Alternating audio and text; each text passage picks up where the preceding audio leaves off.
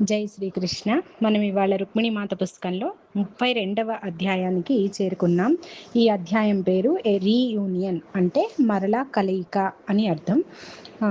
గత అధ్యాయంలో మనం చూసాము, ఒక అడవిలో చిక్కుకుపోతుంది సుజాత. అక్కడ ఒక బ్రాహ్మణ వ్యక్తి తనకి తారసపడతాడు.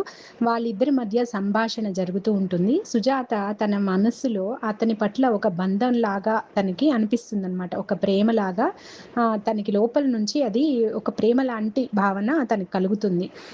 ఉద్ధవ్ మరణం తర్వాత ఇటువంటి భావన తనలో కలగడం తనకే విచిత్రంగా అనిపిస్తుంది అనమాట. అయితే వారిరువురి సంభాషణలో మనకి చాలా రకాలైనటువంటి జ్ఞానాన్ని ఆయన మనతో పంచుకుంటూ ఉన్నారు. ఇంకా ఆయన ఏం చెప్తున్నారన్నది మనం ఈ అధ్యాయంలో చూద్దాం. అయితే సుజాత తను నిద్రపోతున్నప్పుడు ఒక కళ వస్తుందన్నమాట. తను గత అధ్యాయంలో ఆయన ఒక గడ్డితోటి ఒక బెడ్ లాంటిది ఏర్పాటు చేశారు. చంద్రుడి గురించిన సమాచారం, అంటే చంద్రుడికి సంబంధించినటువంటి సాధన, తర్వాత సూర్య భగవానుడికి సంబంధించినటువంటి విజ్ఞానాన్ని ఆయన ఆమెకి అందిస్తూ ఉన్నారు. అది వింటూ తను నిద్రలోకి జారుకుంటుంది. తను నిద్రపోతున్నప్పుడు ఒక కళ వస్తుందన్నమాట తనకి. అందులో ఒక చక్కని నది పక్కన వీరిరువురు కూర్చొని ఎంతో చనువుగా, ఎంతో పరిచయం ఉన్న వారిలాగా చక్కగా ఆనందంగా సంభాషిస్తూ తను అలా గడుపుతున్నట్టుగా తను అనుభూతి చెందుతుంది. ఆ భావన తనకి చాలా ఆనందాన్ని ఇస్తుంది కళలోనే. తనకి ఆ కళలోనే అలా ఉండిపోవాలనిపిస్తుంది. అతని ఉనికి ఆమెకు చాలా ధైర్యంగా ఉంటుంది. చాలా శాంతంగా, లోపల హృదయం ఆందోళనంతా పోయి పూర్తి శాంతిని ఆమె అనుభవిస్తూ ఉంటుంది. అంటే అది ఈ బంధంగా ఉంటే ఎంత బావుండు, ఒక బంధంగా ఏర్పడితే ఎంత బావుండు అని అనిపిస్తుందనమాట తనకి. కానీ ఎలా? అది కుదరదు కదా! తెల్లవారుతుంది అనగా, అంటే సూర్యోదయం అవుతోందనగా ఇష్టం లేకుండానే తను నెమ్మదిగా కళ్ళు తెరుస్తుంది. కానీ తను అనుకుంటుంది, అయ్యో నేను కళ్ళు తెరిస్తే మన దారులు, అంటే వారి దారులు విడిపోతాయి కదా అన్న బాధ తనలో ఉంటుందన్నమాట. అలాగే తను ఆ భావనతోటే మేల్కొంటుంది. ఆయన ఆమె పక్కనే మెడిటేషన్ చేస్తూ కూర్చొని ఉంటారు. ఆయన ఆమెతో అంటారు, త్వరగా రా, నేను నీకు కొన్ని శ్వాసక్రియలు నేర్పిస్తాను. వాటి వల్ల నీవు నీ మనస్సుని శాంతి పరుచుకోవచ్చు, భావోద్రేగాలని దాటవచ్చు అని చెప్పి ఆయన ఆమెతో చెప్తారు. ఆమె వెంటనే కూర్చొని ఆయన దగ్గరికి పక్కన కూర్చోడానికి వచ్చేస్తుంది. అంటే అవి శ్వాసక్రియలు నేర్చుకోవాలి అని చెప్పి తను కూడా రెడీ అవుతుందన్నమాట, వచ్చి కూర్చుంటుంది. ఆయన కొన్ని రకాలైనటువంటి శ్వాసక్రియల్ని ఆమెకి చెప్తుంటారనమాట. ఆమె మెల్లగా వాటిని ప్రాక్టీస్ చేస్తూ అప్పుడు తనకి తెలుస్తుంది, అంతరంగంలో చాలా శాంతి వస్తూ ఉంటుందన్నమాట. ఆయన చెప్పినటువంటి ఆ ప్రాణాయామము, అలాంటి శ్వాసక్రియలు చేస్తున్న కొద్దీ తనలో శ్వాస వేగం తగ్గి, ఆందోళన, ఆలోచనలు ఇవన్నీ తగ్గి ఒక రకమైనటువంటి అంతరంగ శాంతిని తను అనుభూతి చెందుతుంది. తను ధ్యాన ప్రక్రియ అన్నది ఇప్పుడే నేర్చుకుంటోంది ఈ జన్మలో. మరి ఇక్కడ మనకు ఒక డౌట్ రావచ్చు, ఏంటి మరి రుక్మిణి మాత సుజాతకి ఇన్నాళ్ళు ధ్యాన ప్రక్రియలు కానీ, శ్వాసక్రియకి సంబంధించినటువంటి అభ్యాసం కానీ ఎందుకు చెప్పలేదు అన్న డౌట్ మనకి రావచ్చు. అయితే ఇక్కడ మనము ఒకటి గమనించాల్సిన విషయం ఏంటి అంటే, ఏ ధ్యానమైనా, ఏ రకమైన సాధన అయినా కూడా మనకి మెయిన్ కావాల్సింది ఏంటంటే, మన జీవితంలో మనలో వచ్చేటువంటి పరివర్తన అన్నది ఇంపార్టెంట్. మనం ఎంత ధ్యానం చేస్తున్నా అంతర్పరివర్తన, ఆయన ముందుగానే చెప్పారు కదా, అంతర్పరివర్తన అన్నదే పెద్ద మిరాకిల్ అని. ఆ మిరాకిల్ అన్నది ధ్యాన సాధన యొక్క అంతిమ లక్ష్యంగా మనం చెప్పొచ్చు. ఎందుకంటే ముఖ్యంగా మనిషి ఫస్ట్ ధ్యాన సాధన తను అవలంబించినప్పుడు, స్టార్ట్ చేసినప్పుడు తన లోపల మార్పులు మెయిన్గా తనలో రావాలి. ఆ తర్వాత అది నెమ్మదిగా ఆత్మానుభూతికి దారితీస్తుంది. ఆత్మానుభూతి కూడా అందరినీ సమానంగా చూడడం, అందరిలోనూ ఆత్మతత్వాన్ని చూడడమే కదా ధ్యానం యొక్క మన లక్ష్యం. ఏకత్వ భావన అన్నది ధ్యానం యొక్క ముఖ్య ఉద్దేశము, అంతిమ లక్ష్యం కూడా అదే. కానీ ఇది చేరాలి అంటే ఫస్ట్ ఆ సాధకుడు చేయవలసిన పని ఏంటి అంటే, సెల్ఫ్ ఎనాలిసిస్, ఆత్మ విచారణ చేసుకోవడము, తర్వాత తన లోపల ఉన్నటువంటి లోపాలని ఫస్ట్ తను రికగ్నైజ్ చేసుకోవడము, వాటిని అధిగమించడానికి తను కృషి చేయడము, ఇవి చాలా ఇంపార్టెంట్ అన్నమాట. ఇవన్నీ ధ్యానం చేస్తూ కూడా మనం సాధించవచ్చు.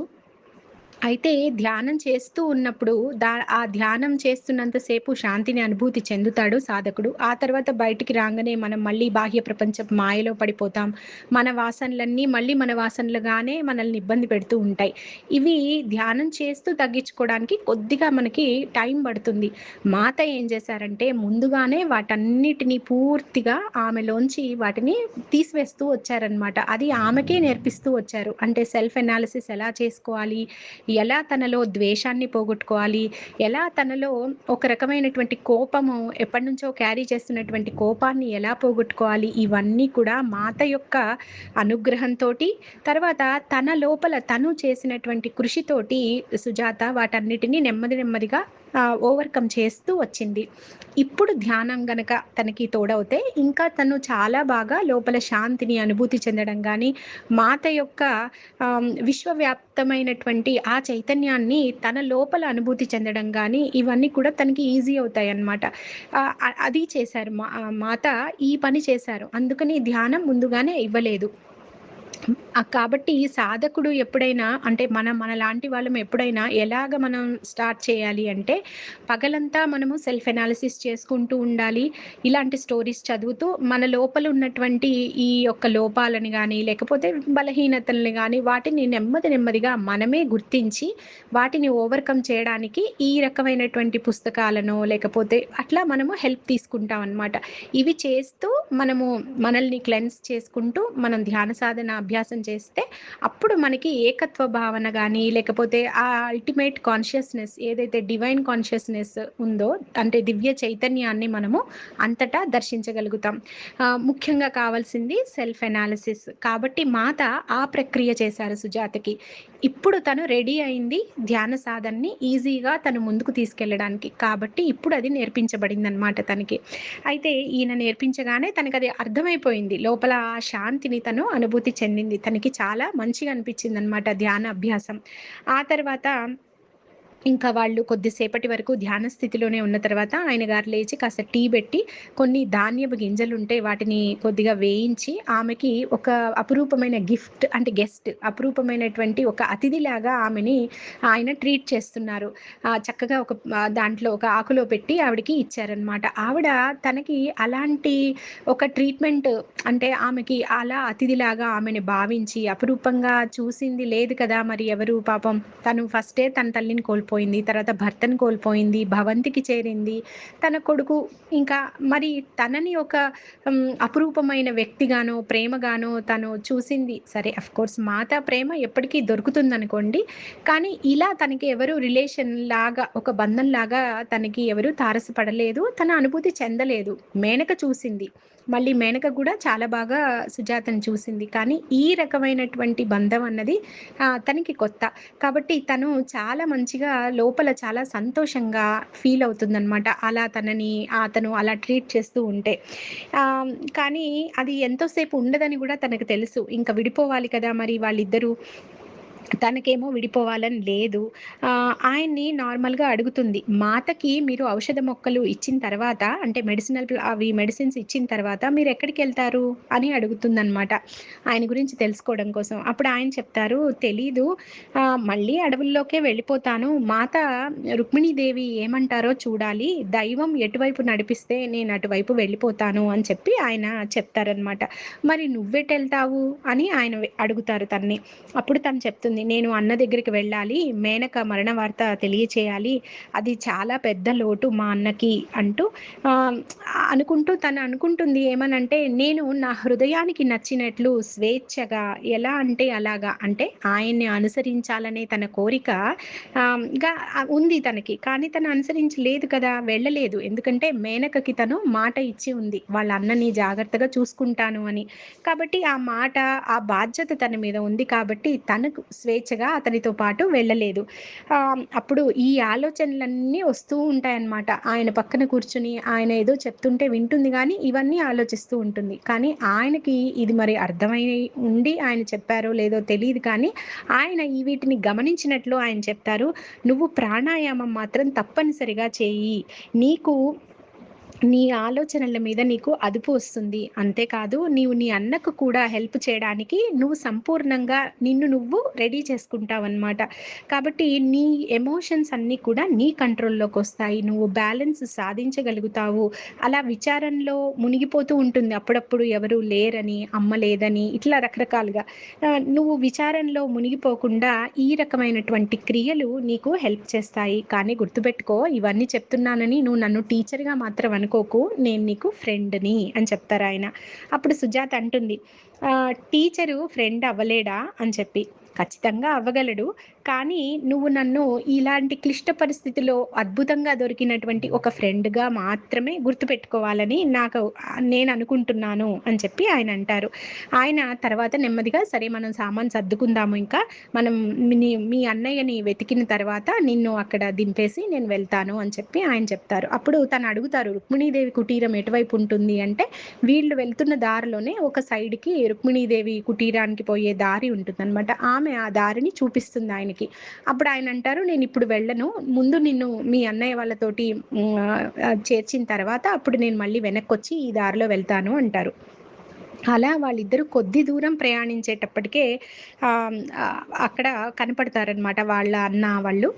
ఈ టైంలో తను అనుకుంటుంది, ఇంత క్లిష్టమైన సమయము తనకి ఆశీర్వాదంగా లభించింది అని చెప్పి తను లోపలే కృతజ్ఞతగా అనుకుంటుందనమాట. కానీ తను అతన్ని బంధంగా పట్టుకుని ఉండలేదు కదా!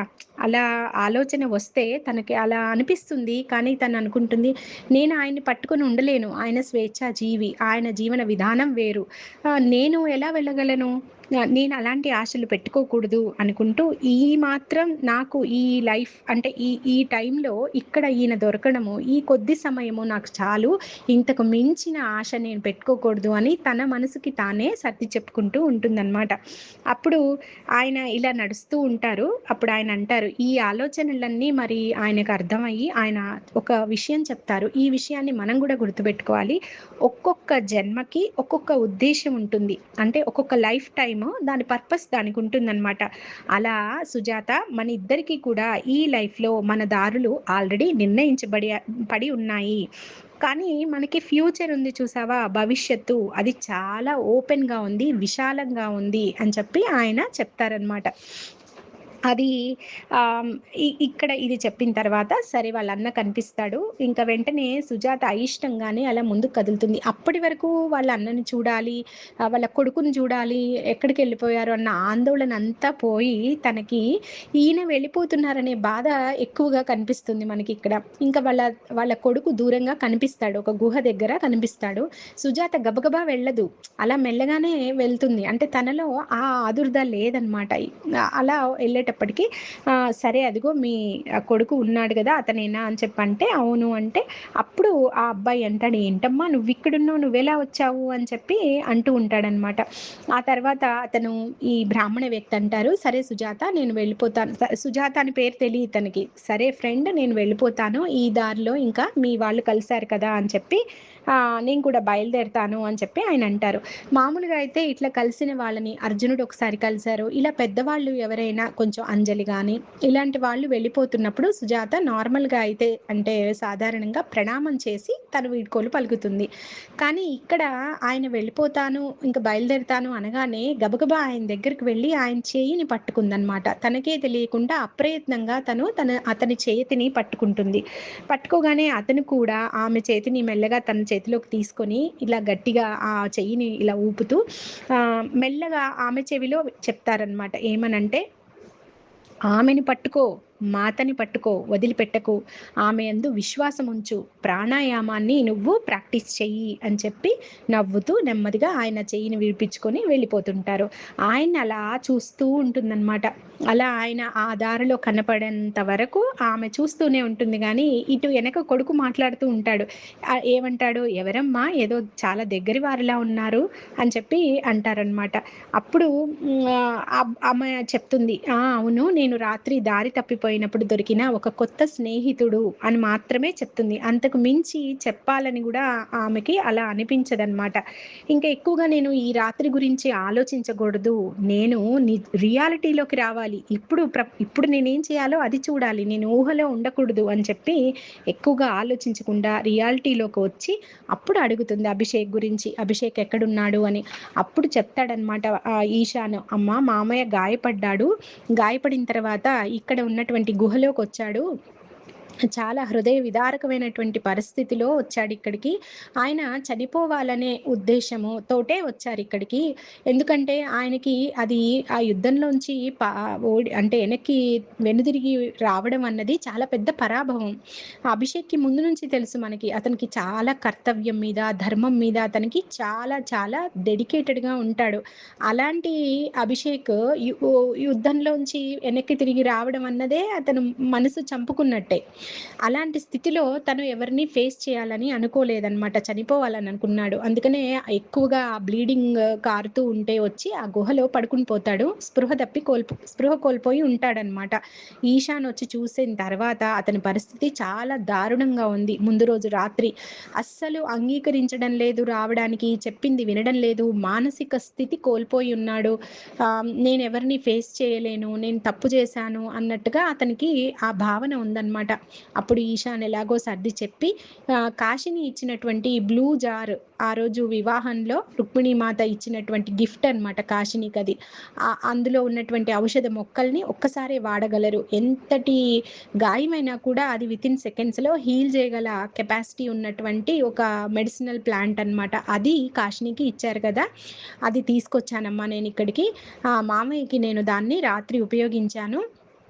ఇప్పటికీ ఆయన కొద్దిగా స్పృహలోకొచ్చారు, కోలుకున్నారు. కానీ ఆయన మానసిక స్థితి అంత బాగలేదమ్మా అని చెప్పి వాళ్ళ అమ్మతో చెప్తాడు. పద పద చూద్దామని చెప్పి ఇద్దరు కలిసి గుహ లోపలికి వెళ్తారు.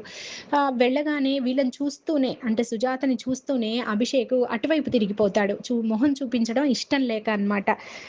అప్పుడు అలా ఏడుస్తూ ఉంటాడనమాట. నేను రాను మీతోటి. నేను మేనకని చూడలేను. నేను ఆమెను ఎదుర్కొనలేను అంటూ బాధపడుతూ ఉంటాడు. అప్పుడు సుజాత తన అన్న దగ్గరికి వెళ్ళి భుజం మీద చెయ్యేసి చాలా బాధపడుతుంది. అలాంటి పరిస్థితిలో అతన్ని చూడాల్సి వచ్చినందుకు. వెళ్ళి మన రాజకుమారుణ్ణి హత్య చేశారు. ఎవరు మన రాజకుమారుడు? ద్వారకకి ఉన్నటువంటి మన అభిమన్యుడు. మనకి సంబంధించిన వాడు, అంటే రుక్మిణీ మాతకి సంబంధించిన వాడు. అలాంటి రాజకుమారుణ్ణి హత్య చేసినప్పుడు నువ్వు యుద్ధ విరమణ చేయడంలో తప్పే ఉంది. అది మంచి పనే గదా! అది కూడా ధర్మ విరుద్ధంగా చేశారు, అన్యాయంగా చేశారు. అలాంటప్పుడు నేను అలా మేమెందుకు నిన్ను వ్యతిరేకిస్తాము? నువ్వు చేసింది మంచి పని అయినప్పుడు. నేను చాలా సంతోషిస్తున్నాను. అలా చేయకుండా ఉంటే మేము బాధపడేవాళ్ళము. మేనక నువ్వు చేసిన పనికి ఎంతో సంతోషిస్తుంది. నువ్వు బాధపడవలసిన అవసరం లేనే లేదు. నువ్వు చేసింది మంచి పని అంటూ అతనికి ఓదార్పుగా చెప్తుంది. అంటే మేనక చనిపోయిందని చెప్పలేదు అప్పుడే. ఎందుకంటే అతని మానసిక స్థితి అంత సరిగా లేదు కాబట్టి ఇప్పుడే చెప్పొద్దని తను అనుకుంటుందన్నమాట. అయినా ఎందుకు నువ్వు మేనకని వదిలేసొచ్చావు అంటాడు అభిషేక్. అంటే వాళ్ళిద్దరి మధ్య బంధం చూడండి ఎంత స్ట్రాంగ్‌గా ఉందో వాళ్ళ అండర్‌స్టాండింగ్. అంటే మేనక ఒక్కతే ఉంది గదా! నువ్వెందుకు వదిలేసి ఇక్కడికొచ్చావు అని చెప్పి అభిషేక్ అంత స్థితిలోనూ మేనక గురించి అడుగుతాడు. అప్పుడు సుజాత అంటుంది, "నువ్వు బాధపడకు, మేనక క్షేమంగా నిన్ను క్షేమంగా తీసుకొస్తానని నేను మేనకకి చెప్పొచ్చాను. కాబట్టి నిన్ను అలా తీసుకువెళ్ళాలి కదా! నువ్వు రావాలి కదా మాతో పాటు. మేనక ఎదురు చూస్తూ ఉంటుంది" అని చెప్పి చెప్తుందనమాట. ఇంకా ఒక విషయాన్ని గుర్తు చేస్తుంది సుజాత.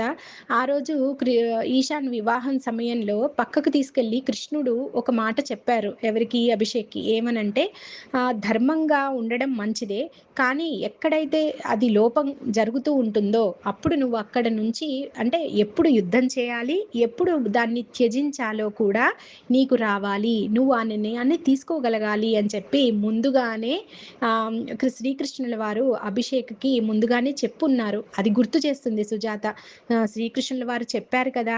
ఇందుకే చెప్పారు మరి త్యజించడం కూడా ఇక్కడ ధర్మమే అని చెప్పి చెప్తారనమాట. ఇక్కడ కొంతమంది ఏం చేస్తారు అంటే ఈ ద్వారక నుంచి వెళ్ళినటువంటి నారాయణీ సైన్యం ఏదైతే ఉందో అది దుర్యోధనుడి వైపుగా ఉందని మనం ముందుగా చెప్పుకున్నాం. పాండవులకి ఎగైనెస్ట్గా ఉందన్నమాట. అందులో ఈ ఈ రకమైనటువంటి హత్య చేయగానే చాలామంది సైనికులు ఆ దుశ్చర్యని చూసి వాళ్ళు చాలా బాధపడతారనమాట. బాధపడి ఇంక మేము ఇలాగా అన్యాయంగా మేము యుద్ధం చేయము అని చెప్పి వాళ్ళు త్యజించి పారిపోతారు కొంతమంది. అలా పారిపోతున్న వాళ్ళని పట్టుకుని దుర్యోధనుడి సైనికులు కొట్టడము, వాళ్ళని హింసించడము, వాళ్ళని చంపేయడం కూడా జరిగింది. అంటే ఎందుకు పారిపోవాలి మీరు? ఎందుకు మీరు మళ్ళీ యుద్ధం చేయకుండా వెళ్ళిపోతున్నారని దుర్యోధనుడి సైనికులే వాళ్ళల్లో వాళ్ళే ఈ నారాయణీ సైన్యాన్ని అటాక్ చేశారు. అలా అటాక్ చేశారనమాట ఈ అభిషేక్‌ని కూడా. అది అభిషేక్ చెప్తాడు. ఇలా జరిగిందమ్మా అది జరిగింది అని చెప్పి సుజాతకి చెప్తారనమాట.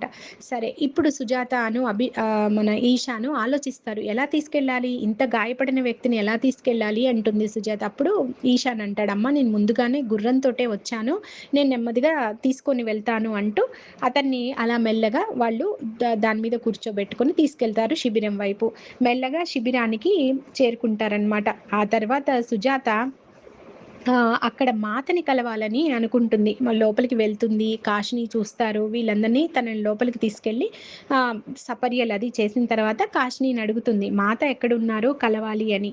అవకాశం ఏదైనా ఉంటుందా మాతని కలిసే అవకాశం అంటే, మాత చాలా బిజీగా ఉన్నారు, పలానా వైపు ఉన్నారు, వెళ్ళి చూడు అని చెప్పి ఆమె చెప్తుంది. కాశీని చెప్తుంది. తినికి ఎందుకు వెళ్ళాలనిపిస్తుందంటే అతన్ని మళ్ళీ కలిసే అవకాశం ఏదైనా ఉంటుందేమో, మాత దగ్గరికి వచ్చాడేమో, ఒకసారి మళ్ళీ చూస్తాను అనుకుని తను మళ్ళీ ప్రయత్నం కోసం అతన్ని చూడాలనే ఆ ప్రయత్నంతోటి మాత దగ్గరికి వెళ్తుందనమాట.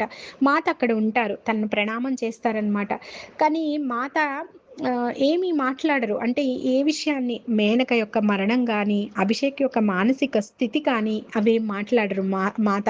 మరి మాత ఏం చెప్పారు సుజాత తోటి? చాలా ఆశ్చర్యకరంగా మాత అంటారు, నీలో చాలా మంచి కళాకారిణి ఉంది, అచ్చు మీ అమ్మలాగే అంటారనమాట.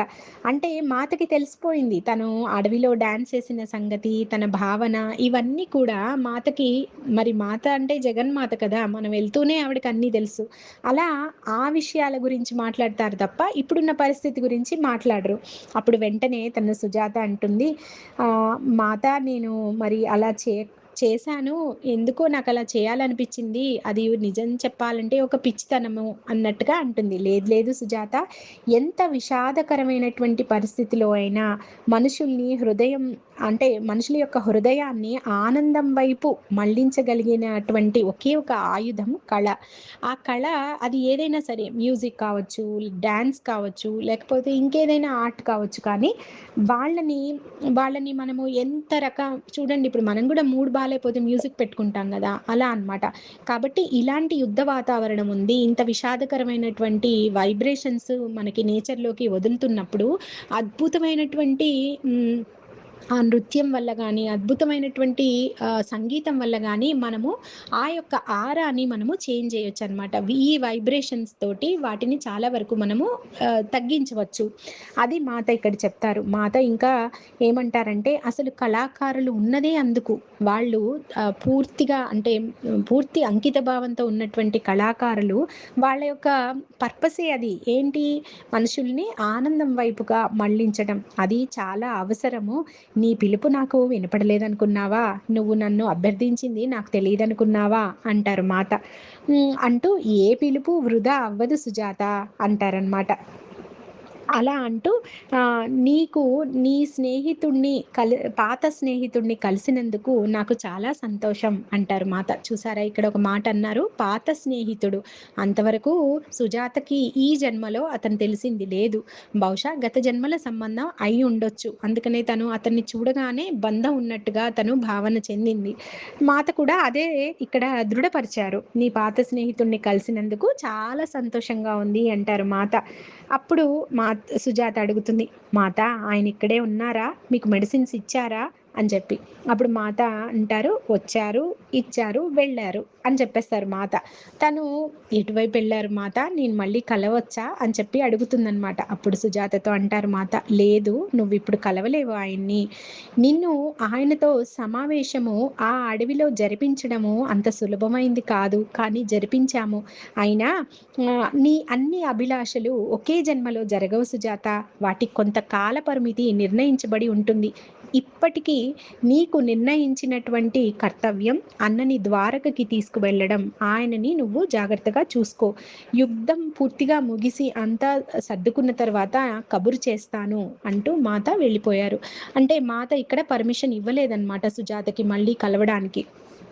సరే, అది అయిన తర్వాత ఇంకా కాశిని ఈశాన్ వైపుకి తను వెళ్ళిపోతుందనమాట. గాయాలన్నీ చాలా వరకు కొంతవరకు తగ్గిపోతూ ఉంటాయి. కాశిని ఏం చేస్తోందట, అంటే కాశినికి వాళ్ళ మామయ్యని అప్పగించినప్పుడు కాశిని టేక్ కేర్ చేస్తోందనమాట. ఎవరిని, అభిషేక్ని. ఆయన మానసిక స్థితి చూస్తేనే కొంచెం భయంగా ఉందన్నమాట. అతను సరిగా లేడు అభిషేక్, చాలా బాధగా ఇట్లా ఉన్నాడనమాట.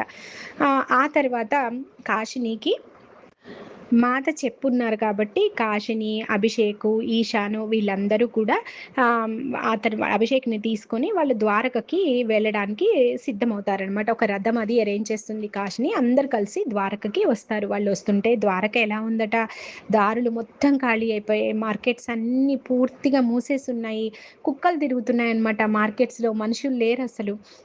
అంటే ఇతను వెళ్ళి ఈ రేవతి సుజాత వెళ్ళి ఒక వారమే అయింది, కానీ ఈ వారంలోనే మరి బీభత్సమైనటువంటి యుద్ధం బాగా జరుగుతోంది కదా అక్కడ. చాలా మంది సైనికులు చనిపోవడము, రకరకాల కృత్యాలు ఇవన్నీ జరుగుతున్నాయి కాబట్టి ఇక్కడ మొత్తం ఖాళీ అయిపోయింది, ద్వారక వీధులన్నీ కూడా ఖాళీ అయిపోయాయి అన్నమాట. అయితే ఈ దారిలో అభిషేక్ మేనక గురించి ఏమీ అడగలేదు, తను కూడా ఏం చెప్పలేదన్నమాట, ఎవరు ఈ సుజాత కానీ కాశిని కానీ. అంటే తను చెప్పే ఎంత స్ట్రెస్కి గురి అవుతాడో నెమ్మదిగా చెప్దాంలే అని చెప్పి అనుకుంటారు.